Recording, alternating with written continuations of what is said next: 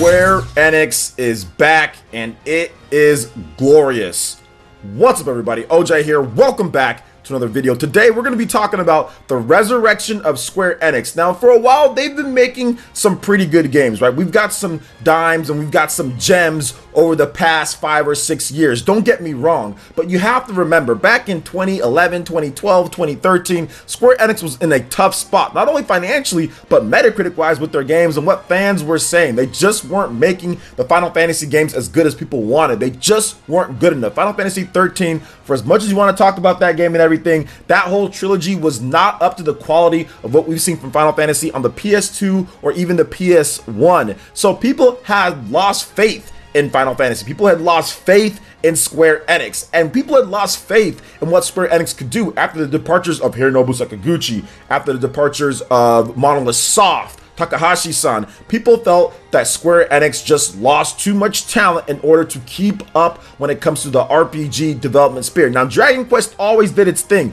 The Square Enix part, or the Enix of the Square Enix, always did its thing, but Square definitely was in a slump, and I feel that they were in a slump post PS2 all the way through even PS4, but at this point, I would say now Square Enix is definitely on track and they are back to being the Square Enix of old. And I'm not talking Square Enix PS2 era, which was pretty good, Square Enix PS2 era, but I'm talking about Square Enix PS1 and PS2 era. We're talking Square Enix back when they were releasing amazing games like Trials of Mana and Secret of Mana and Chrono Trigger and Final Fantasy VI. Yes, maybe they're not quite up to that level with the PS1, Final Fantasy VII, Final Fantasy VIII, Final Fantasy IX, all of those amazing games. Maybe they're not there, but they're definitely reaching somewhere in that category and they are on track to becoming where they were. Let's go back and look at the history of Square Enix over the past, I would say, about 2 to 3 years. I would say that the thing really started for me when it comes to Square Enix. Final Fantasy 15, obviously that wasn't as good as some people would have liked.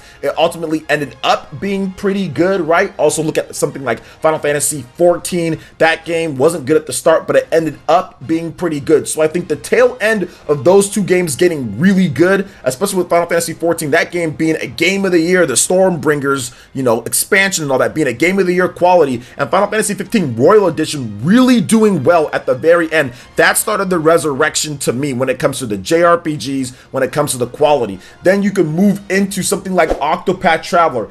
Absolutely amazing. They hit a little bit of a misstep with the Secret of Mana remake, I will say that, but they really rebounded well with Octopath Traveler. I think that game was absolutely phenomenal and it showed that Square Enix still has it. Square Enix still has it. They can still release some great new IP. They can still release some great classic old school RPGs. Then they started getting the classics back out on the Nintendo Switch. They started really putting out Final Fantasy VII, Final Fantasy VIII, Final Fantasy IX. You started getting all those different games. Final Fantasy X/10-2, Final Fantasy 12. All those games came over to the Switch. The perfect system to play them. So it's not just about making new games and everything. It's about making sure that your legacy and classic games are brought to modern systems where it makes sense, because they skipped the Wii U, right? And we didn't get much good Final Fantasy on the Nintendo 3DS. So getting this back on Nintendo systems, that was glorious in its own right, but being able to play Final Fantasy X, Final Fantasy X-2, Final Fantasy 12, Final Fantasy 9, 8, all these games anywhere that you want on a modern system, that was amazing. And that's definitely part of the resurrection that they've been having. Now we move over to 2018. They also had Dragon Quest XI on the PlayStation 4, but the real big version of that game, Dragon Quest XI S Definitive Edition. That was such a good game. They added so much content, so much stuff to do in the game, so many different things working with Nintendo. That was absolutely amazing. The base game was already really good. High quality AAA game, whatever the heck you want to put it there. It was already really good, but to make that game and even make it better and better with the extra added content, absolutely phenomenal. And Dragon Quest is always right at home when you're playing it portably and also on the TV. It's just so good. So that's also another thing, and that's where the peak really starts. I think it's Octopath and I think it's Dragon Quest 11. Both of those were in 2018, the original release on PS4. Then later we got it in 2019 on the Nintendo Switch. And now here's where things get really big, where they're heading into that territory, because you have a hit, Dragon Quest 11, Dragon Quest 11S, Octopath, all really great, right? But now that's 3. Now we move into Final Fantasy VII Remake. That's That's 4. Now we also have Trials of Mana. That's 5. Then we also have Bravely Default 2. That's 6. So we've got 6 bangers in a row when it comes to content, on top of all the classic stuff that I talked about, the turnaround of Final Fantasy XIV and Final Fantasy 15. To me, this is vintage Square Enix. This is Square Enix back to how they were on the Super Nintendo and on the PS2 and on the PS1. That golden era of Square Enix, when they bring out a game, you knew it was going to be good. When I first saw Trials of Mana, I was like, wow, this game looks amazing. And then I even saw more of it, and I was like, wow, this game looks like super amazing. And then we even got the demo, and now I'm like, oh my gosh, this game is God tier on the Nintendo Switch and PlayStation 4 and PC. And plus Final Fantasy VII Remake with that demo, the graphics, the gameplay, it's a very good game. I have some issues here and there, but in terms of the quality of the game, it's super high. We're expecting that high level of quality and polish from Square Enix games. And Trials of Mana with Final Fantasy VII Remake comboing up in April in order to kind of slay everything else, that is just absolutely amazing, and it shows me that Square Enix is back. They are back to being how they were. Almost. Maybe they're almost at that vintage stage, but they are fastly rising back up. And once again, we still have more to come this year. It is not over with. I think Bravely Default 2, that is a game that I want to spend just a teeny bit of time on, because I think it's going to creep up on people just like Trials of Mana. More and more people are checking out the vids, seeing the demo, and saying, I went from not even caring about Trials of Mana because it's an old school franchise to this is going to be a day one buy for me.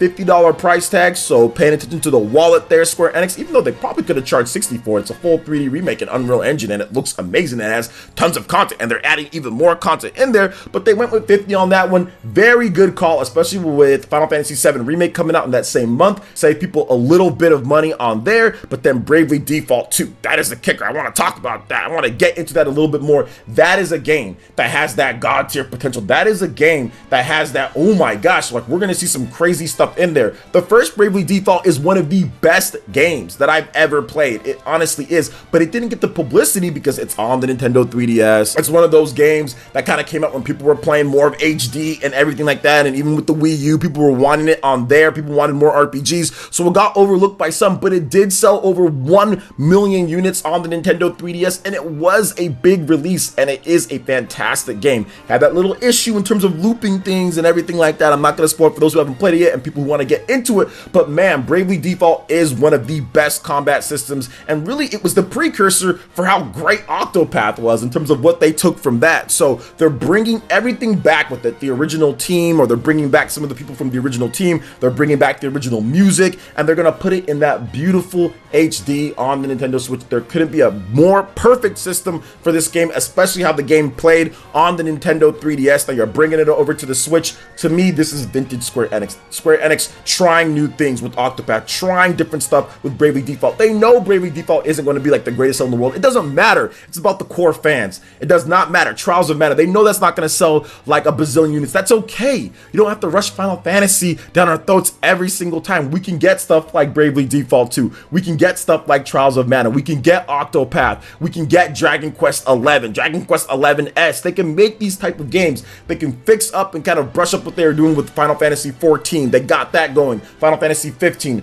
I love the direction that Square Enix is going, and I think that the turnaround that they're having is nothing short but glorious and amazing, because as someone who grew up with Square Enix to me was like Nintendo. They were on that same level. Chrono Trigger, Secret of Mana, Final Fantasy VI, Final Fantasy VII. I always saw Square Enix as equal, and then they kind of just dropped down, right? Because I love RPGs. They kind of just dropped down. And yes, Nintendo made more games and probably made some better games here and there, or whatever the case is. I'm not trying to say one was better than the other, but I just saw them as two entities, two forces that worked so well together back in the Super Nintendo days, right? And even back with some of the 3DS stuff and all that. And just to see them kind of degrade a bit on the PS3 and degrade even more a bit on the PS4 at early stages, to see them come back like this is just phenomenal. And honestly, guys, shout outs to Square Enix. They're doing a great thing. And heck, even if you want, you can add in some of that Tomb Raider stuff, right? The Tomb Raider games have been pretty good as well. So that's the Western side of things, not really talking about that, but those have been pretty good, the 3 different Tomb Raider games. So Square Enix, to me, they are pretty much back to that level. I think that they're almost at that peak Super Nintendo PS1 type level. Not quite there yet, but they're fast approaching that PS2 level. I think they're on that PS2 level because there were some